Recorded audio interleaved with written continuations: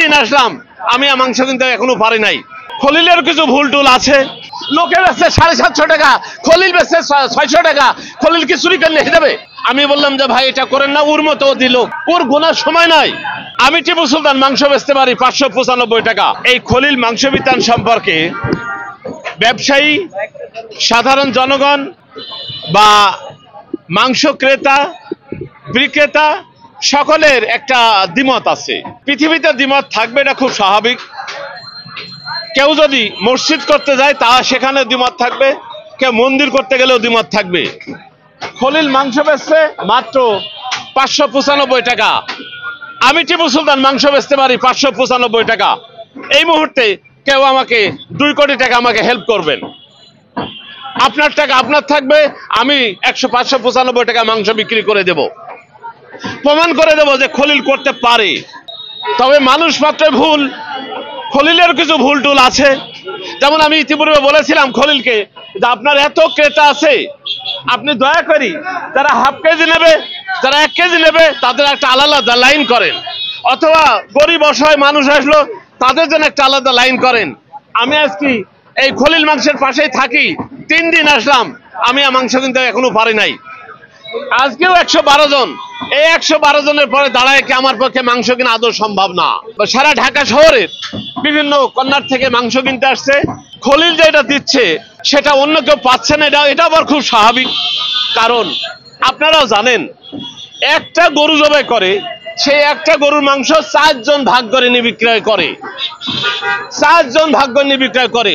তাহলে ওইখানে এই খলিলের যত ঘর জায়গা আছে, আমার মনে হয় ওই বিক্রেতার উৎসাহী জায়গা বেশি আছে। তাহলে 4 জন দোকানদারকে ভাড়া দিতে হয়। আবার যখন মাংস বিক্রি করে তখন কিন্তু তারা একটা দোকানে যদি 50 কেজি মাংস ওঠায়, সেখানে 3 থেকে 4 জন লোকের মজুরি তৈরি করতে হয়। যে মাপে, যে কাস্টমার ডাকে, এবং দোকানের মালিক সকাল থেকে 7টা থেকে রাত 11টা পর্যন্ত কেউ থাকতে পারবে না। অতএব একটা দোকানের পেছনে 4 জন লোক আছে, আর খলিলের এখানে হয়তো বা 30 জন বা 40 জন লোক আছে। তাহলে খলিল গরু জবাই করছে 40টা, আর তারা একটা গরু 4 জন ভাগ করে করছে। তাদের এখানে কোন রকম খলিলের সাথে পারার কথা না। খলিলের মাংসটা আসার সাথে সাথে বিক্রি হয়ে যাচ্ছে, কিন্তু আপনি যখন 1 কেজি মাংস কিনতে যাবেন, 1 কেজি মাংস যে ভাই এই চামড়াটুক ফেলাই দেন, এটা ভালো না, আপনাকে ফেলাই দিতে হবে। ভাই ওই হাড়টুক দেবেন না, আপনাকে দিতে হবে, না হলে নেবে না। তারা কিন্তু কাস্টমার ওই ক্রেতাকে কথা বলার সুযোগ পায়। খলিলের এখানে কোনো সুযোগ নাই, খলিল যা দেবে তাই নিতে হবে। আমি নিজে মাংস কিনেছি, আমি বললাম যে ভাই এটা করেন না, ওর মতো দিল, আমার সময় নাই, ওর গোনার সময় নাই।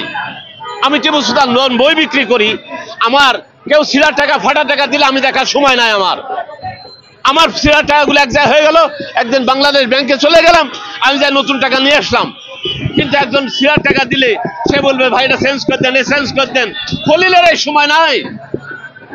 খলিল একা 40 থেকে 50টা গরু বিক্রি করছে। আমি আজকে ফেসবুকে গতকালকে দেখলাম 1 কোটি টাকা সে ব্যবসা করছে। 1 কোটি টাকা হলে কতটি গরু বেচা হয়? যদি 2 লাখ টাকা একটা গরুর দাম হয়, তাও 50টা গরু আছে। তা খলিল মিনিমাম 40টা গরু বিক্রয় করে। 1 কেজি মাংস আপনি এখন সুন্দর করে কাটেন, কেটে সারাদিন রোদে ফেলাই দেন, হয়তোবা 70-80 গ্রাম কমে যাবে। আর 70-80 গ্রাম কমলে 800 টাকা কেজি হলে 100 গ্রাম মাংসের দাম 80 টাকা, 60 টাকা কিন্তু অটোমেটিক কমে যায়। আর যখন আপনি 1 কেজি নিতে যাবেন, দেখবেন 1 কেজির মধ্যে ওই হাড়টুক বাদ দেন, ওই চর্বিটুক বাদ দেন, বহু রকম ঝামেলা আছে, ওখানে তাতে একটু কম হয়ে যায়। খলিলের কাছে কোনো কমতি নাই। আমি গোস্ত কিনেছি, চর্বি পেয়েছি। সংখ্যাটা বেশি ছিল। আরে ভাই বেশি থাকবে, এটা তো কমন জিনিস। লোকে বেচছে 750 টাকা, খলিল বেচছে 600 টাকা। খলিল কি চুরি করে নিয়ে যাবে? খলিলের মাংস তো চর্বি থাকবেই, এটা খুব স্বাভাবিক এবং তুলনামূলক। ওই যে বললাম, খলিলের কাছে কথা বলার সুযোগ নাই, সে যা দেবে তাই নিয়ে চলে যেতে হবে। কিন্তু আপনি যখন 1 কেজি মাংস নেবেন, তাকে 5 বার জিজ্ঞাসা করতে পারবেন, ভাই এটা না ওইটা দেন, ওইটা না ওইটা দেন। খলিলের কাছে কথা বলার কোনো সুযোগ নাই। আমি টিপু সুলতান খলিলের দামে দিতে পারি। আমি দিতে পারি। তারপর একটা হিসাব শুনে নেন, আপনি যদি একটা গরু কিনতে যান গাবতলিতে, তাহলে যে লোক কিনতে যাবে তার সারাদিন শেষ, আর 1000 টাকা গেল। যে পিক আপে নিয়ে আসবেন সেই পিক আপে 2000 টাকা ভাড়া লাগবে এখানে পৌঁছায় দিতে, গেল 3000। আপনার ওখানে কিনবেন, সেই কিনাতে দেখবেন তার খাজনা আছে 5000 7000 একটা গরুতে, তা খলিল তো 10,000 টাকা এমনি লাভ করে। সকলের কিনা থেকে খলিলের 10,000 টাকা লাভ আছে। খলিল যেটা মাংস কেনে, আমি তার কাছে শুনে না, আমার ব্যবসায়িক অ্যাজাম্পশন থেকে বলছি, কারণ আমি ব্যবসা করি, আমি অনেকটা বুঝি। আপনার যদি কুষ্টিয়া থেকে গরু নিয়ে আসতে হয়, কুষ্টিয়া টু খলিল, মাঝখানে কোনো থামাথামি নাই, কোনো ভাড়া নাই। মাংসের ব্যবসা দুটা কি এক? ব্যবসা সবই এক, আপনি করতে জানেন, ব্যবসার থিওরি সব এক। ব্যবসা খালি প্রোডাক্ট আলাদা, নীতি, ইনভেস্টমেন্ট, তবে হ্যাঁ পলিসি আলাদা, অভিজ্ঞতা আলাদা। আমি মাংস কিনলে কুষ্টিয়াকে আমাকে টাকা অ্যাডভান্স দিয়ে আসতে হবে, ভাই আমি 20টা গরু নেবো, তোমরা এই গরুটার টাকাটা নাও, মাংস দাও। ওরা আছে, কথা বলেন না, ওরা আমার কাছ থেকে টাকা নেবে, নেওয়ার মধ্যে 9-6 গরু দিয়ে দেবে, আর খলিলকে সাধবে, টাকা লাগবে না, গরু পাঠাই দিছি, বিক্রি করেন করে টাকা দেন। সেই খলিল তৈরি হয়েছে। একটা ইচ্ছা করলে খলিল হওয়া যায় না, টিপু সুলতান ইচ্ছা করলে তৈরি হওয়া যায় না।